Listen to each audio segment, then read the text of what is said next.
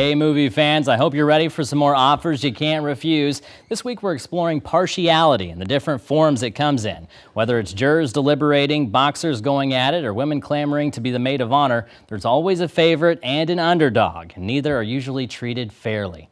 And when is fairness more important than after a trial? So thank goodness Henry Fonda's leading the conversation in 1957's 12 Angry Men. 95% of the film takes place in one room where 11 jurors are ready to throw out a guilty verdict, but one, Fonda. He's determined to cover every detail and ends up uncovering the truth. While there's a lack of representation for, women and people of color, it should be called 12 Angry White Men. It points out a truth for all of us. Harboring anger makes us all impatient, cold, and most of all biased. My favorite line is a perfect example when Juror 10 calls the defendant ignorant, and he says he don't even speak good English.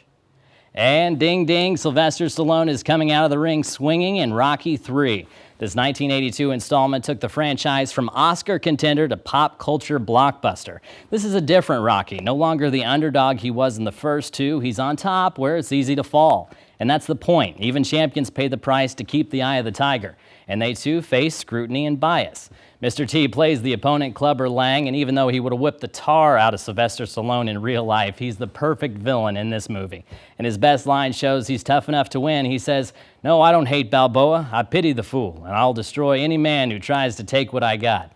It's tied as my favorite with what Apollo Creed says at the end, "Remember, you fight great, but I'm a great fighter."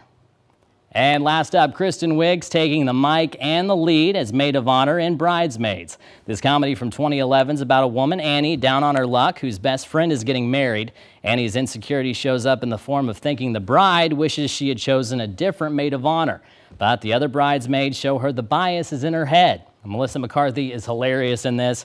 However, the best line belongs to Annie's freeloading roommate who ignores her privacy, saying, "At first, I didn't know it was your diary. I thought it was a very sad, handwritten book." Here's where you can find this week's choices. 12 Angry Men is free with ads on Tubi. Rocky III is on Netflix, and Bridesmaids is streaming on Amazon Prime. That's this week's watch list, and honestly, if you haven't seen the Rocky movies, you're missing out, but I might be partial. For more movie suggestions, hit up our spot on WCBI.com. I'll be back next week with 3 more. Until then, as always, leave the criticism, take the cannoli.